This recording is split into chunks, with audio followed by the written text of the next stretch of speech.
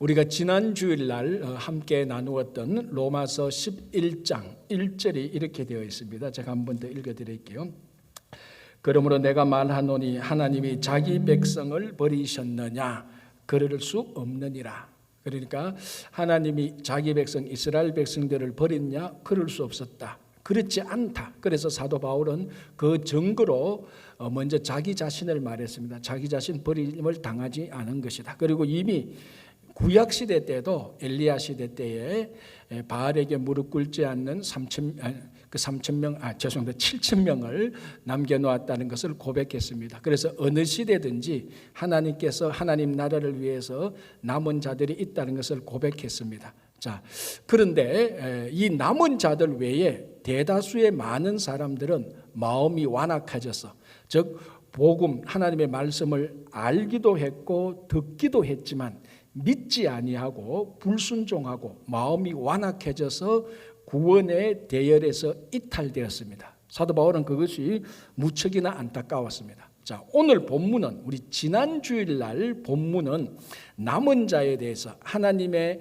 특별한 은혜로 선택받아서 남은 자에 대해서 초점을 맞추었다면, 이 남은 자들을 하나님께서 버리셨느냐? 버리지 아니했다고 말을 한데 초점을 맞추어서 말씀했다면, 오늘은 지난주에 상대적으로 마음이 완악해서 버림을 받은 이스라엘에 대해서 오늘 11장 11절에서 이렇게 질문을 하고 있습니다. 이 질문으로부터 시작되는데, 제가 11장 11절 중간 1절을 다시 한번 더 읽어드리겠습니다. 11장 11절.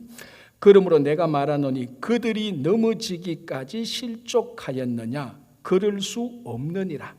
자, 1장 1절에도 하나님이 자기 백성을 버렸느냐? 자기 백성을 버리셨느냐? 그럴 수 없느니라고 말을 했습니다. 11절에도 그들이 넘어지기까지 실족하였느냐? 그럴 수 없느니라. 똑같이 그럴 수 없느니라. 강한 부정이거든요. 자, 11절에서 그들이 넘어지기까지 실족하였느냐 해서 그들은 완악하여서 버림을 받은 사람들을 말하는 겁니다. 자, 완악하여서 버림을 받은 사람들이 넘어지기까지 실족했느냐? 자, 이 말이 무엇인가 하면은 쉽게 제가 설명을 하면 이렇게 여러분 받아들이면 제일 정확합니다. 자, 넘어지기까지 실족하였느냐는, 이 실족은 한 번 넘어지는 겁니다. 일시적으로 넘어지는 겁니다. 그러니까 여기서 이제 넘어지는 것은 돌이킬 수 없을 정도로 영원한 파멸을 말하는 겁니다. 그들이 돌이킬 수 없을 정도로 영원한 파멸을 가져올 수 있을 만큼 일시적으로 넘어졌느냐, 한 번 넘어졌느냐?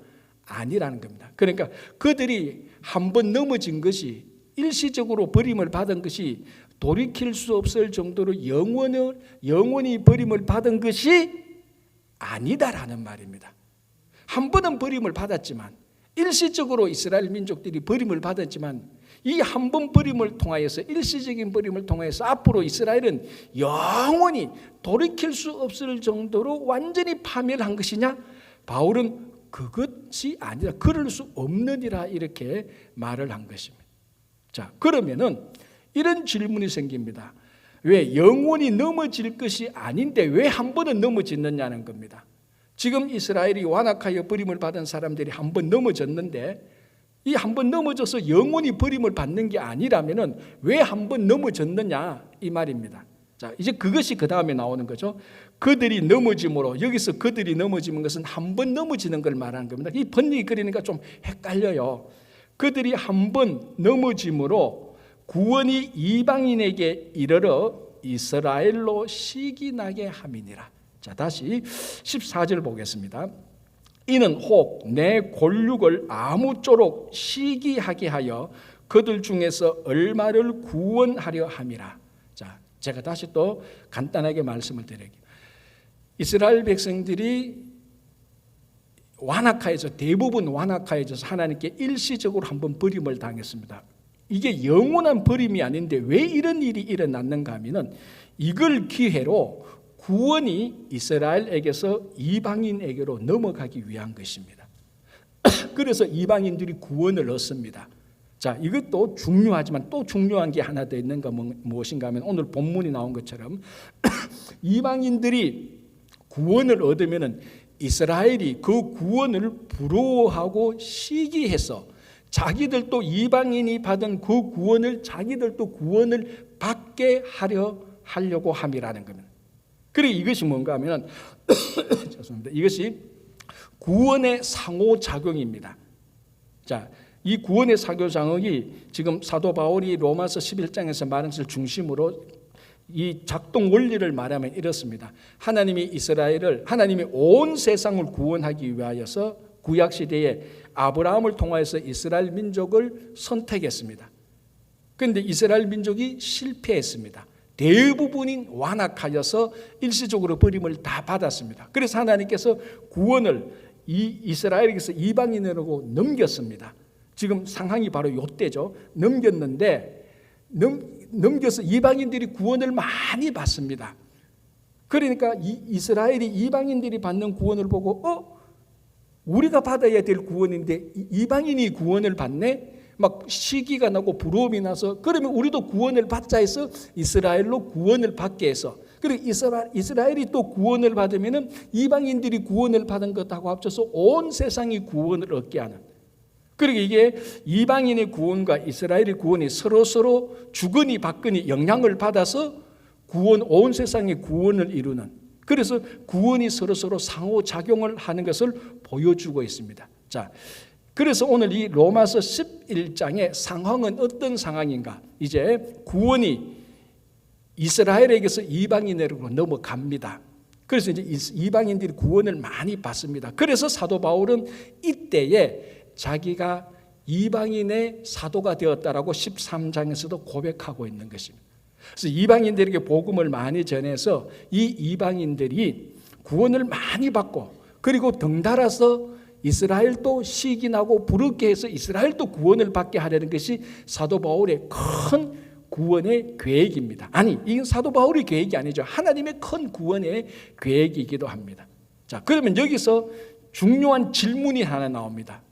그러면은 얼마나 많은 이스라엘 사람들이 이방인의 구원을 보고 부러워하고 시기심이 생겨서 구원을 받았습니까? 얼마나 많은 사람들이?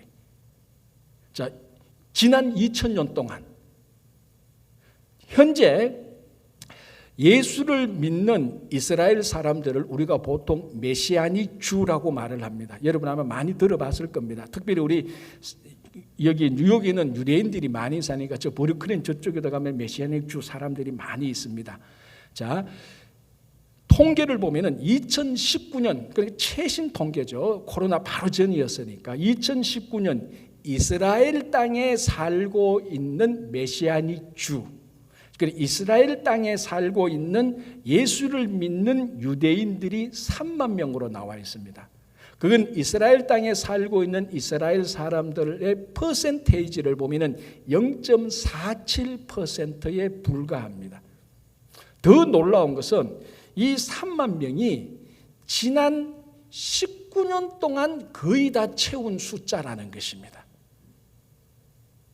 그러면은 그래서 이 지난 19년 동안에 거의 3만 명이 채운 이 숫자를 보고 한 유대인 랍비 메시아닉 주가 이렇게 평가를 했습니다. 지난 19년 동안 2019년에 하는 말이죠. 지난 19년 동안 유대인들이 예수를 믿어서 메시아닉 주 된 사람들이 지난 1900년 동안 예수를 믿어서 메시아닉 주 된 사람보다 더 많았다라고 말을 합니다.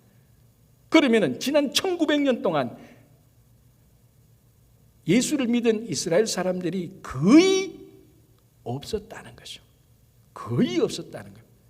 고작 지금으로부터 계산해서 한 23년 전에 기적과 같은 일들이 일어나서 지금 이스라엘 땅에 한 3만 명, 그것도 이스라엘 땅에 살고 있는 0.47%에 불과한 인원만이 예수를 믿는 유대인이 되었습니다. 그럼 이제 이런 질문이 생기죠. 이런 질문에 우리가 답할 수 있습니다. 아까 말씀드린 것처럼 지난 2000년 동안 이방인의 구원에 부러움과 시기가 생겨서 예수를 믿은 이스라엘 사람들은 얼마나 많으냐? 거의 별로 없었다는 것이죠. 왜 이런 일이 생겼느냐? 첫 번째, 여전히 이스라엘 사람들은, 버림받았던 이스라엘 사람들에 속한 그런 사람들은 여전히 완악하다는 겁니다. 여전히 복음을, 구원을 알고 들었음에도 들었음에도 불구하고 2000년 전 사도 바울 때와 같이 여전히 완악하다는 겁니다. 그러나 더 중요한 것은 지난 2000년 동안 이방인의 구원이 이스라엘 사람들로 하여금 하나도 부럽지 않고 하나도 식이 나지 않게 했다는 겁니다. 이게 더 큰 문제라는 겁니다. 여러분, 중동 지역, 그러니까 이스라엘을 포함한 그 중동 지역의 기독교라고 말하면 딱 세 단어로 정의됩니다. 배타적, 이기적, 탐욕적. 여러분, 어느 누가 중동 사람뿐만 아니라 어느 누구라도 배타적이고 이기적이고 탐욕적인 사람을 보고 부러움이 생기고 시기심이 생겨서, 거룩한 시기심이 생겨서 나도 저 사람이 믿는 예수를 믿겠다고 생각하는 사람이 어느 누가 있습니까? 2000년이 있어도 안 생기고 앞으로 2만 년, 20만 년이 있어도 탐욕과 이기와 그 배타적인 것을 보고는 부러움과 시기심이 생기지 않는 것입니다. 그만큼 지난 2000년 동안 이방인들이 자기들은 구원을 얻었는데 자기들이 얻은 이 구원의 삶을 통하여서 이스라엘 사람들에게 전혀 시기나게 하지 않았다는, 전혀 부럽지 않게 했다는, 오히려 그 반대는 굉장히 많았습니다. 오히려 갈등을 일으키고 이방인의 구원의 삶이 탐욕적이고 이기적이고 배타적이어서 갈등을 일으키고 정오감을 일으키고 테러를 일으키고 한 것은 수도 없이 많았지만, 오늘 사도 바울이 로마서 11장에서 고백하는 것처럼 이방인의 구원이 이스라엘로 하여금 시기나게 하려 합니다. 이 사건은 거의 없었다는 것입니다. 이방인의 구원의 삶에 문제가 있었다는 거예요. 자, 이것이 이방인과 이스라엘의 구원과의 연관해서 설명을 하지만 이것이 사실 누구 이야기입니까? 지금 예수 그리스도를 믿고 있는 성도들의 이야기하고 똑같습니다. 바로 우리 이야기고 내 이야기 아닙니까?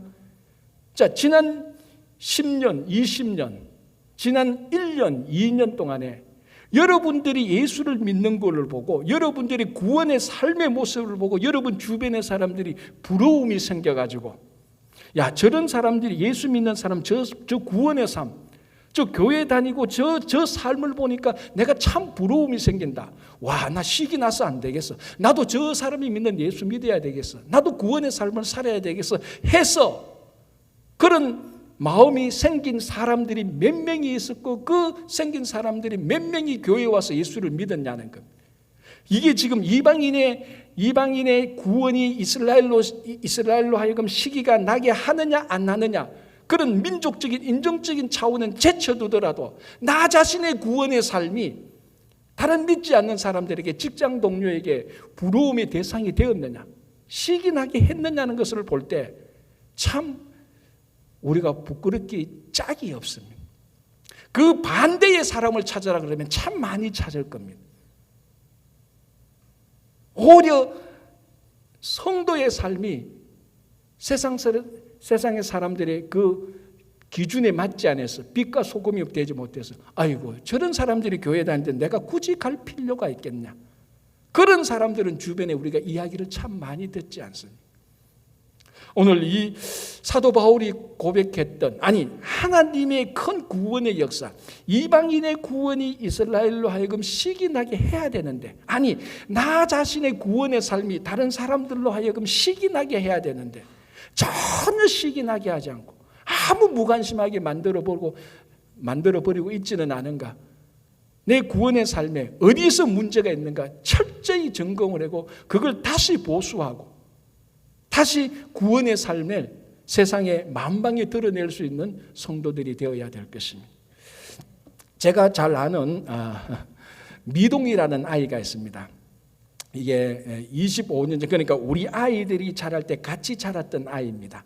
25년 전에 한 5살 정도 됐죠. 이 아이가 참 여시가인데 씩씩해요. 건강해요. 뭐 어디 가도 누구하고 잘 어울리고 뭐 어디 던져놔도 걱정 염려가 안 되는 여시가예요. 한 5살인데 얘가 제일 잘하는 게 있어요. 뭘 잘하는가 하면은 밥을 잘 먹어요. 아니 누구 집에 누가 뭘 줘도 이게 독이 든지 안 되는지 전혀 아마 독 드는 것도 먹고 아마 소화시킬 거예요. 너무 밥을 잘 먹어요. 그래서 한번 이 미동이 엄마가 그때 25년 이제 우리하고 같이 좀 다 선교적인 활동을 같이 했던 사람인데 한 번은 미동이 엄마가 와서 이제 그 집사님이죠. 저한테 와서 합니다. 요즘 미동이가 자기 마을에 유명 인사가 됐대.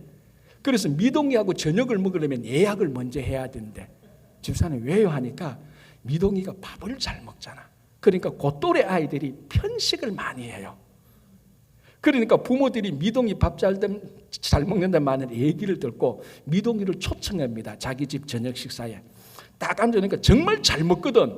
뭘 갖다 내도 잘 먹는데 여러분 자기 편식하는 아이한테 잘 먹으라고 이런 것도 주고 저런 것도 주고 맛있게 하는데 미동이가 볼 때는 뭐 전부 다 뭐 진수성찬인 게야.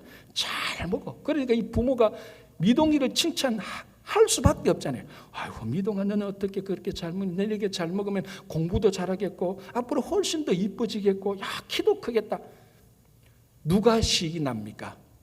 그 부모 편식하는 애가 시기가 나는 거예요. 엄마가 우리 집에서 날 칭찬 안 하고 미동이를 칭찬하네? 칭찬하는 이유가 뭡니까? 밥을 잘 먹거든. 나도 저거 먹어볼까? 미동이 먹는 거 보니까 너무 맛있게 먹거든. 뭐 말도 시키지만 나 이거 먹는다. 진짜 너무 맛있게 잘 먹어. 그러니까 그 아이들이 미동이가 너무 음식도 잘 먹고 엄마가 잘 먹는 아이를 칭찬하니까 자기도 칭찬받고 싶잖아. 시기심이 생기잖아요. 그래서 아이가 밥을 먹는데요, 실제로. 그게 입소문이 타가지고 미동이는 스케줄이 쫙 있대. 그래서 자기 자식인데 자기 자식하고 저녁을 먹으려니까 힘이 드는데 하도 인기가 많아가지고. 제가 이 설교 준비를 하고 이 본문을 보면서 왜 갑자기 미동이가 생각이 날까?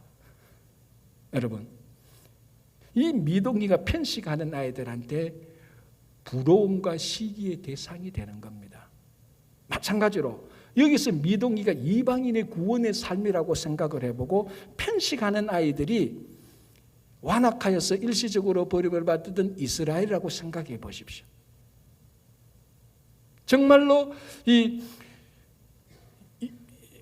이방인들의 구원을 보면서 미동이가 밥을 너무나 잘 먹고 이방인의 구원의 삶을 보면서 자연스럽게 나도 저렇게 되었으면 좋겠다. 뭡니까? 부러움과 시기가 일어나야 되는 겁니다. 어떻게 보면요, 제가 방금 예화를 드린 것처럼 우리 성도의 삶이 한 어린아이가 밥 잘 먹는 것만큼도 못한 형편을 살고 있다고요. 그게 한 어린아이가 밥만 잘 먹어도 다른 아이들한테 시기와 부러움의 대상에서 밥을 먹도록 하는데 이 가장 귀중한 구원의 삶을 우리가 살고 있는데 구원받지 못한 사람들에게 전혀 영향을 끼치지 못한다. 이건 우리의 구원의 삶에 분명히 문제가 있는 겁니다. 뭔가 어딘가 문제가 있습니다. 우리는 이걸 다시 점검을 해봐야 돼요. 내가 진짜 구원받은 삶을 살고 있는가? 구원받은 삶이라면 반드시 구원받지 못한 사람들에게 부러움과 거룩한 시기의 대상이 되어야 되는 것처럼 말입니다. 13절 볼게요. 이렇게 되어 있습니다. 내가 이방인인 너희에게 말하노라. 내가 이방인의 사도인 만큼 내 직분을 영광스럽게 여기노니. 그래서 사도 바울이 이방인의 사도가 됩니다. 왜? 이방인이 많이 구원을 얻어야 이 구원 얻는 삶을 보고 이스라엘이 부러움과 시기로 구원을 얻거든요. 그래서 이방인 또 구원시키고 이스라엘도 구원시키기 위해서 사도 바울이 이방인의 사도가 되는 겁니다. 그리고 뭐라고 말합니까? 이 직분을 영광스럽게 여긴다. 그러면 정말로 바울이 가진 사도라는 직분, 정확히 이방인의 사도라는 직분이 정말 영광스러웠습니까? 그 직분을 수행할 때 막 영광이 차고 넘쳤습니까? 바울에게?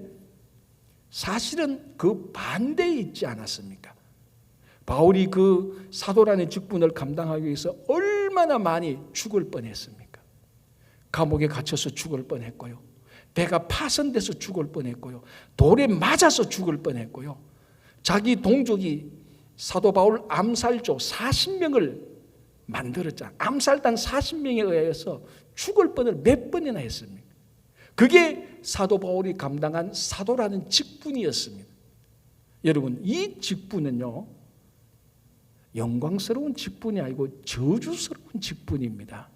물론 지금 사도 바울이 로마서를 쓸 때까지는 아직 살아있지만 결국요, 이 직분을 수행하다가 그 직분 때문에 순교하지 않습니까? 이게 무슨 영광스러운 직분입니까? 직분, 저주도 이런 직분이 없죠. 이런 저주스러운 게 없죠. 여러분 한번 생각해 보십시오. 여러분의 어느 지인의 장례식에 갔는데 그 사람이 왜 죽었는가 보니까 어느 일을 하다가 죽었대. 그럼 여러분 어떻게 생각하면 아이고 그 일에 재수에 온 붙었나? 아이고 그 저주스러운 일. 나는 나는 그런 일을 하면 안 되겠구나. 그런 생각이 불현듯 쓱쓱 듭니다. 그게 사도 바울이 한 일입니다. 이건 영광스러운 직분이 아니고요, 저주스러운 직분이에요, 사실은. 지금 사도 바울이 로마서를 쓸 때마다 인생 노년이었으니까 엄청나게 많이 그 직분 때문에 죽을 고비를 수도 없이 많이 넘긴 상태에서 이런 일의 얘기를 하는 겁니다.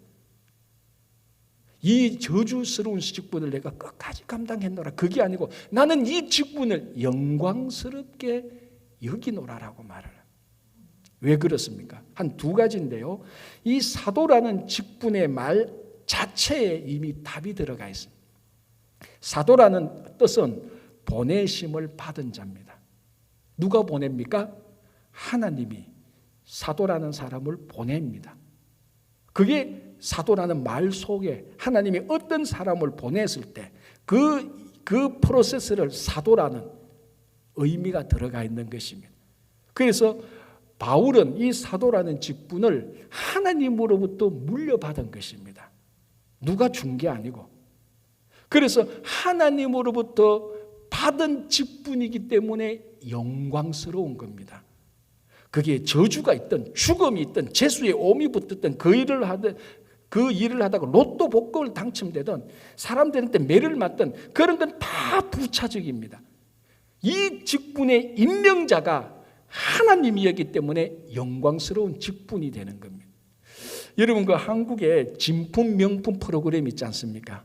저도 미국에 오기 전까지는 참 재밌게 봤는데 그게 이제 골동품의 진위를 판명해서 진짜면 또 가격을 매겨주고 하는 그런 것들 아닙니까? 그죠? 거기 이제 뭐 별별 이제 뭐 물건들이 다 나오는데 여러분들도 아마 그 얘기를 들었을 것입니다. 어느 한 집안에 가보로 내려오는 조상 대대로 그 조상이 물려주신 귀한 문서가 있는데 그 문서를 보니까 한자로 막 난리 쓰고 뭐 도장도 찍히고 하니까 분명히 이 조상 대대로 물려주니까 귀중한 문서라고 생각을 했습니다. 그래서 판정을 해보니 그게 뭐였다고요? 아는 사람 알 건데 노비 문서였대요. 근데 노비 문서라고 해서 그 집안이 노비라는 건 아니에요. 노비는 자기 노비 문서를 가지고 있지 못합니다. 가지고 있으면 자기가 다 찢어버리면 되니까. 노비 문서는 노비 주인이 가지고 있는 거예요. 그러니까 이 집안은 옛날에 노비를 가지고 있었던 양반 집안이 분명해요.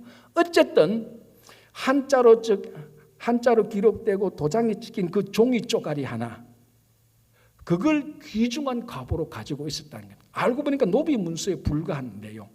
별것 아닌 내용인데 그 집안은 그걸 중요한 갑으로 가지고 있었어요. 왜? 조상이 물려준 거니까. 조상 대대로 물려주는 거네. 이건 우리 조상이 물려준 것이기 때문에 이거 분명히 뭔가 있을 거야. 그리고 조상이 물려준 것을 함부로 할 수 없어. 고이 간직해야 돼. 조상이 물려준 거니까 귀중한 가부가 된 거예요. 그게 무엇인지도 잘 알지도 못하면서 알고 보니까 참 별것 아닌 노비 문서에 하나 불과한 종이 쪼가리인데 그래도 그걸 영광스럽게 가지고 있었던 이유는 조상이 물려줬기 때문입니다. 일본을 가면은 특별히 노포가 많지 않습니까? 오래된 가게가 많잖아요. 그죠? 왜냐하면 장인 기질도 있고 또 하나는 자기들이 가지고 있는 직업에 대한 그 근성도 있고 또 하나는 뭔가 하면은 그 직업을 자기 조상 대대로 이어왔기 때문에 즉 자기 조상이 자기 아버지가 자기에게 아버지는 아버지의 아버지에게 그러니까 자기 조상들로부터 대대로 물려진 가게이기 때문에 귀중하게 여기는 겁니다. 여러분 뭐 잘 알지 않습니까? 노포라고 가봐야 아주 조그만 가게, 뭐 500년, 600년 된 가게도 허다하지 않습니까?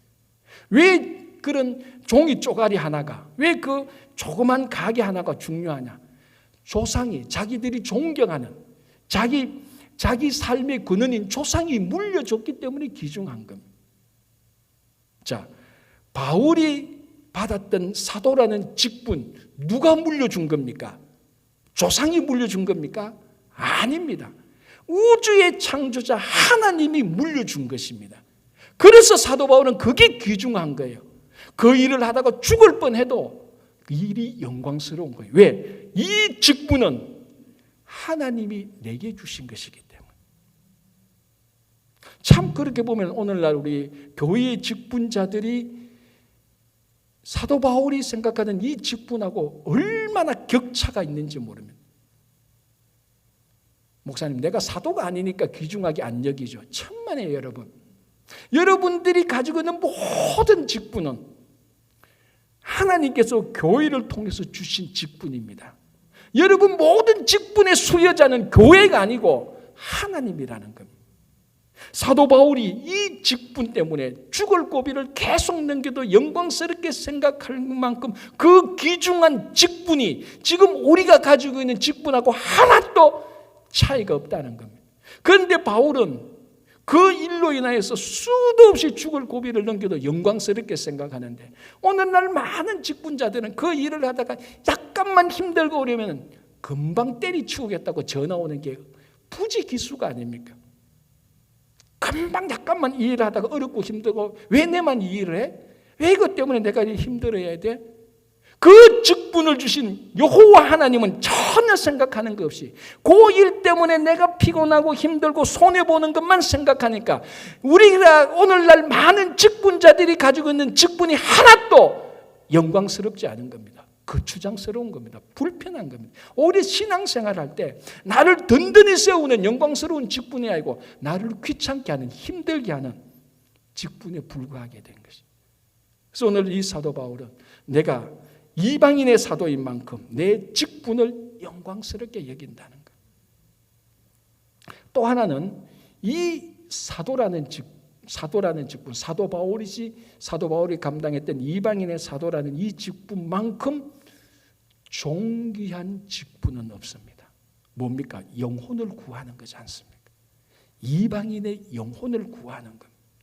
이방인의 영혼을 구해서 이스라엘로 시기나기까지 해서 이스라엘도 구원하려고 하는 이 일이 너무너무 존귀하니까 자기가 받는 고통과 핍박보다도 이 일의 존귀함의 무게가 더 있다는 것입니다.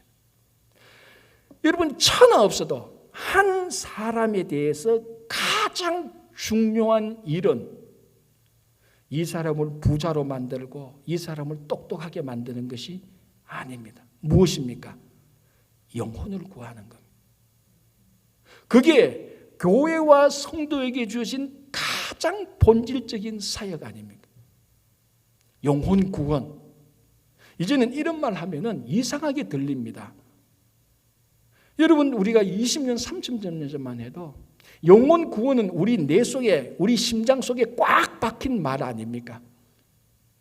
그런데 이게 20년, 30년이 오면서 영혼 구원 말하면 저 교회는 아직도 영혼 구원을 말하는 게 시대가 무슨 시대인데 이렇게 말하는 이상한 시대가 되어져 가고 있는 것이. 우리는 여전히 한 사람에 대해서 가장 중요한 것은 영혼을 구하는 것입니다. 바울이 그 영혼을 구하는 이방인의 사도가 되었기 때문에 그것보다 더 영광스러운 일이 이 세상에 어디 더 있겠습니까? 자기가 부자가 되고 전 세상에 명예로운 이름을 올리고 권력을 쥐고 물질을 거머쥔다 할지라도 한 영혼을 구하는 것보다 바울은 영광스럽지 않았습니다. 그래서 바울은 내가 이방인의 사도된 것을 영광스럽게 생각한다. 오늘 우리가 이 사도 바울의 이 가르침을 100분의 1만큼이라도 좀 받았으면 좋겠습니다. 정말 우리가 가지고 있는 우리 하나님께서 우리에게 주신, 교회를 통해서 주신 이 직분의 영광스러움을 느껴본 지가 여러분 이제 언제입니까? 여러분 정말 직분을 통해서 영광스러움을 느껴본 적이 한 번이라도 있었습니까? 내가 정말 이 직분을 감당함으로 하나님의 영광을 보고 이 직분을 감당함으로 영광에 참여한다는 것을 느낀 적이 최근에 언제냐는 묻는 것은 고사하고 정말 한두 번이라도 있었느냐고 묻고 싶은 것이 오늘 이 사도 바울의 영광을 보면서 드는 생각입니다. 자, 15절을 보겠습니다. 이렇게 되어 있습니다. 그들을 버리는 것이 세상의 화목이 되거든 그 받아들이는 것이 죽은 자 가운데서 살아나는 것이 아니면 무엇이리요. 이 내용이 헷갈리는데 듣고 알고 보면 되게 쉬운 거예요. 자, 그들을 버리는 것이 세상의 화목이 된다. 여기서 그들을 버리는 것, 이 그들은 완악하여서 버림을 받은 사람들을 말하는 겁니다. 그러니까 지금까지 계속해서 이야기해 왔던 겁니다. 즉 완악한 사람을 일시적으로 버리는 것이 세상의 화목이 된다. 이 세상은 이방인 말하거든요. 그러니까 이게 이스라엘을 일시적으로 완악한 이스라엘을 일시적으로 버림으로 말미암아 구원이 이방인에게 넘어간 걸 그걸 말하는 겁니다. 자, 이 완악한 이스라엘을 일시적으로 버리는 것이 이방인의 구원이 되는데 그러면 뭐라고 말합니까? 그 받아들이는 것. 일시적으로 버렸던 완악한 이스라엘을 받아들이는 것은 무엇인가? 그것은 죽은 자 가운데서 살아나는 것하고 똑같다. 부활하는 것하고 똑같다. 자, 완악하여서 일시적으로 버림받은 상태가 죽은 상태입니다. 하나님께서 보실 때 완전히 죽은 상태죠. 그런데 이 사람들이 이방인의 구원을 보고 자기들이 거룩한 시기와 부러움으로 구원을 얻었습니다. 이건 죽은 자가 다시 살아나는 것하고 같다라는 거예요. 이스라엘 민족 공동체가 다시 부활하는 소망을 지금 사도 바울은 가지는 겁니다. 자, 이 사실 자체는 아마 언젠가는 종말 때에 하나님께서 다시 일시적으로 그랬던 이스라엘을 이방인의 구원을 보고 시기와 거룩함을 그 시기와 그리고 그 부러움을 통해서 이스라엘 그 민족 공동체가 얼마간 또 분명히 일어날 것입니다. 그 종말 때. 그러니까 지금 버림을 받았던 이스라엘 백성들에 대한 사도 바울의 소망이 그대로 드러나 있는 것입니다. 이게 뭐하고 같은가 하면요.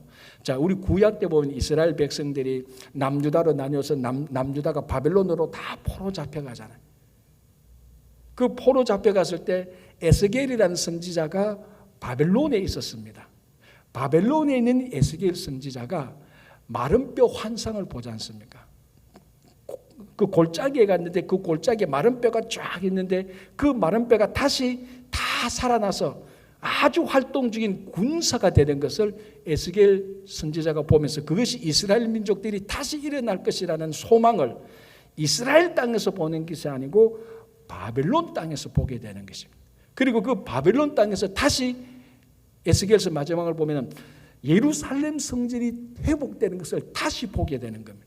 자, 그때 상황이 어떤가 하면은 에스겔 선지자가 예루살렘 성전이 다시 회복되고 마른 뼈가 다시 군사가 되는 것처럼 자기들 바벨론 포로로 온 이스라엘 백성들이 다시 회복될 것이라는 것을 보는 그때가 바벨론 포로 한창일 때라는 것입니다.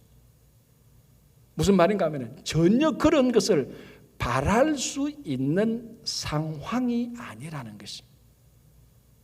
이 사도 바울이 오늘 이 15절을 바라보면서 이 내용은 우리가 다 아는 내용인데 여기서 우리가 귀중한 게 뭔가 하면은 지금 사도 바울이 자기 민족이 완악하여서 대부분이 다 버림을 받았는데 그 버림을 받은 이스라엘 민족들에 대한 버림받은 사람들에 대해서 사도 바울이 단 하나의 희망도 포기하지 않고 있다는 것입니다.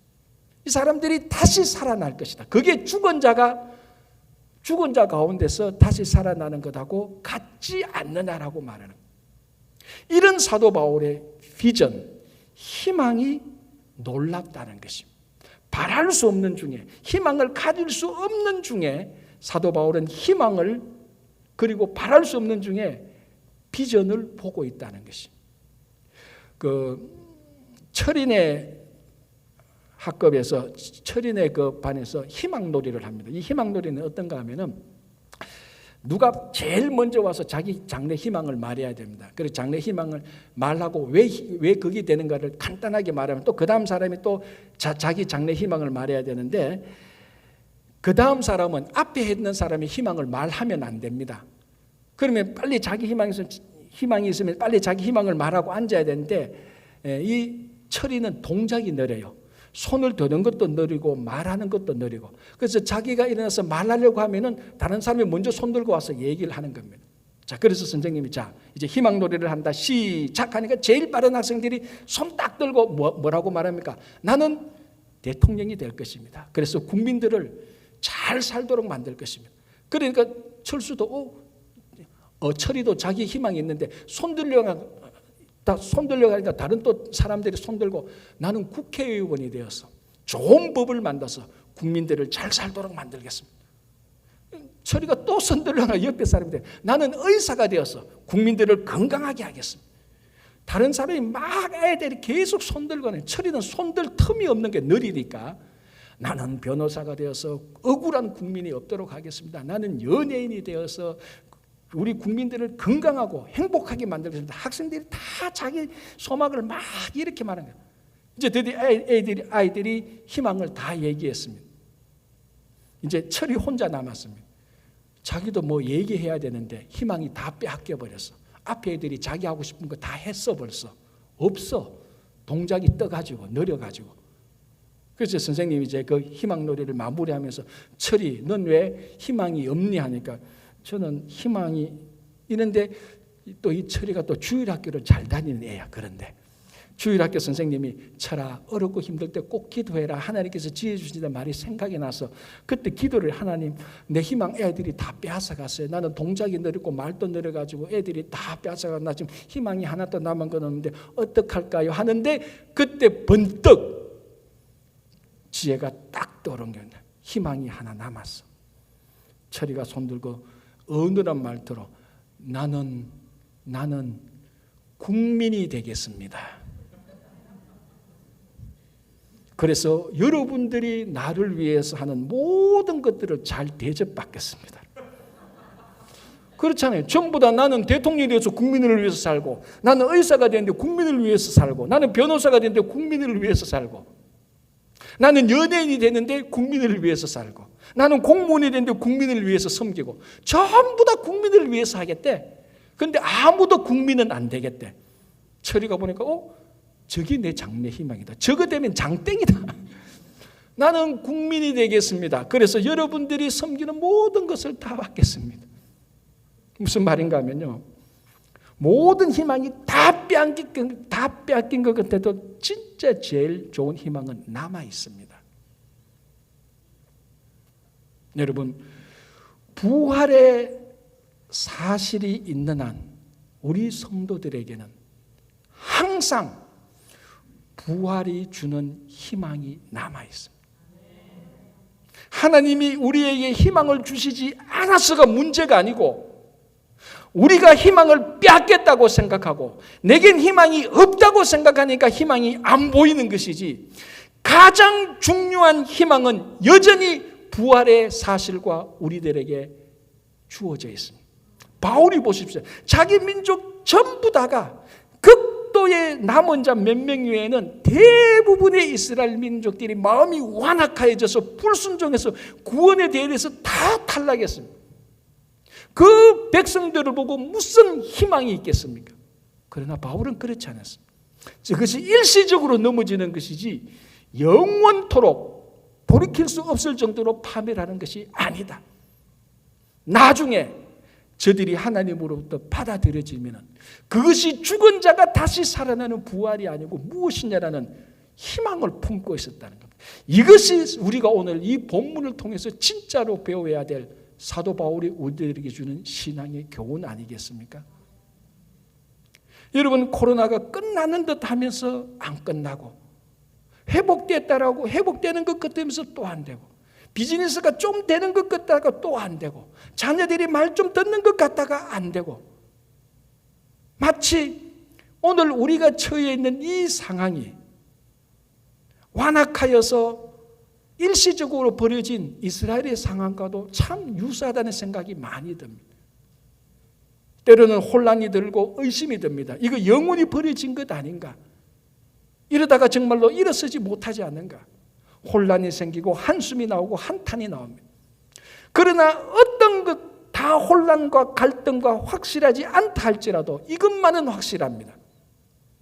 예수 그리스도의 부활이 있는 한 그 부활이 우리들에게 주는 희망은 분명하게 있는 것입니다. 여러분, 그 희망을 놓치지 마시기 바랍니다. 그 희망을 붙잡고 있는 그 희망이 이제는 우리를 인도해 나갈 것입니다. 그래서 코로나가 언제 끝나냐 그걸 바랄 것이 아니고 예수 그리스도의 부활의 소망이 우리들에게 주는 그 희망을 붙들고 그 사실이 주는 희망을 붙들고 살아가시기 바랍니다.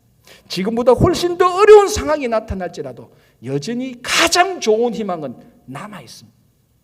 그 희망을 찾으시고 그 희망 가운데서 살아가시는 여러분 되시기를 바랍니다. 기도하겠습니다. 하나님 아버지, 나의 구원이 얼마나 많은 사람들에게 부러움과 시기가 되어서 그들이 예수를 믿었는지 다시 한번 생각해보는 시간이 되게 하여 주시옵소서. 주님, 우리가 받은 이 직분이 얼마나 영광스러운지 깨달아 알게 하여 주시옵소서. 주님, 어렵고 힘들고 앞길이 캄캄하더라도 가장 좋은 희망이 남아있다는 사실을 우리가 잊지 않도록 도와주시고 매일매일 희망 가운데 살게 도와주시옵소서. 예수님 이름으로 기도합니다. 아멘. 498장 찬송합니다.